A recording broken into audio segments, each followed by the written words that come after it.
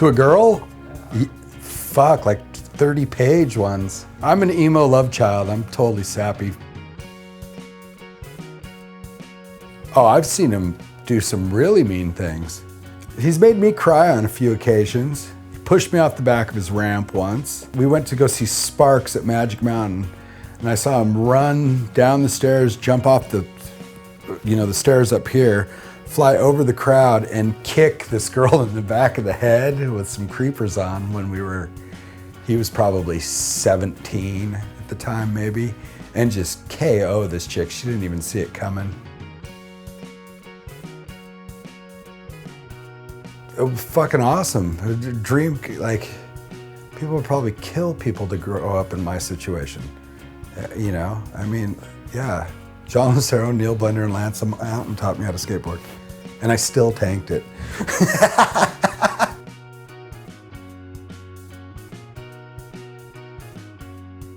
Yeah, totally. When I thought of the idea of like leaving Black Label, try to get a new board sponsor or whatever, I was like, well, who do you want to? Fucking Anahero. You know, so I'll shoot at the mountaintop and maybe I'll land at base camp. Once I got the courage to call them up or whatever, and then they were like, well, we have to vote, because they run it like a gang. And I'm like, there's no way, like, Tony T is gonna say yes, So once I found out that they all like voted yes or whatever, it was a proud moment that group of dudes would say yes, that I was worth something. Because, that goes back to when you're a kid, like, oh, okay, yeah, I'm worth something. I got a sponsor. These guys think I'm cool or whatever.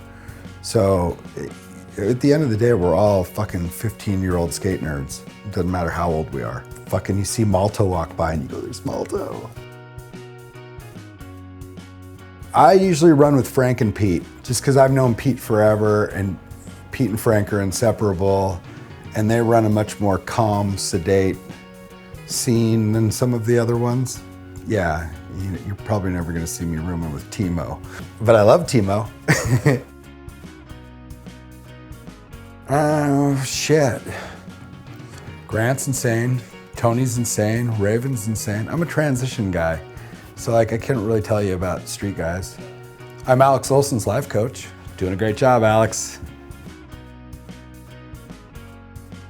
A lot, but they probably, neither one of them want to hear that because Alex is too busy trying to not be like his dad. There's no getting away from it. So, fast forward 30 years and Alex is going to be sitting there all pudgy with his hair, and people will be like going, who's that guy that might have used to been good looking, but,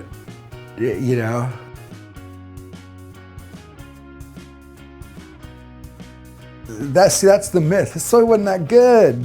There, I said it. He was good in the fact that he would walk in and pick, and then he would have his girl. But there's no work in that. You know who worked for it? Mike fucking Smith. That's who worked for it, and he was good at it. You want to hear a good one about how I tried to put you guys out of business? So when you guys started up, I was fucking incredibly jealous because we went to the Back to the City 2 contest and I tried to meet Mike and we went up to this hotel room where they were doing some shenanigans. So Mike was in the middle of his shenanigans and we all came into this room and we were all on acid. I was all excited to meet him, and he just fucking snubbed us because he wanted to do his shenanigans.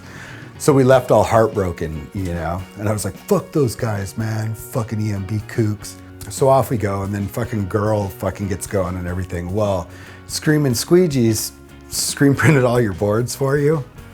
So I was strung out. So I, being friends with the squeegee guys and living in Orange County, would go roll by their shops and then would just go in and take like 20 of your guys' boards right off the drying racks, throw them in the back of my truck, drive them down to the HB skate park and sell them for 20, because you could always get $20 for a girl board. And I was like, fuck those girl dudes. We could see firm boards all over the racks. Don't touch Lance's stuff. Take the girl stuff. So sorry about that, guys. Yeah.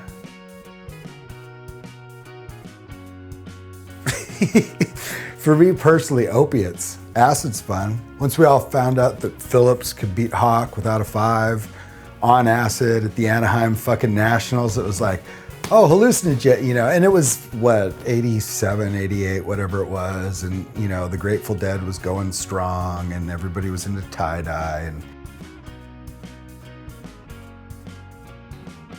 And absolutely nothing is different.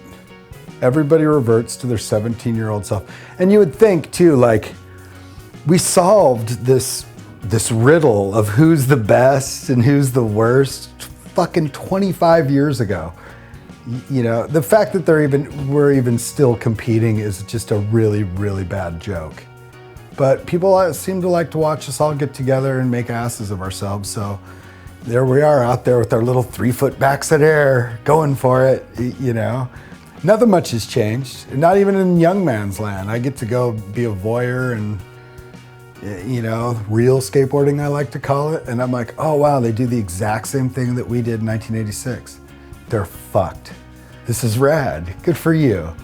Keep going, guys. Glad to see you. I had a funny dream and you were wearing funny shoes.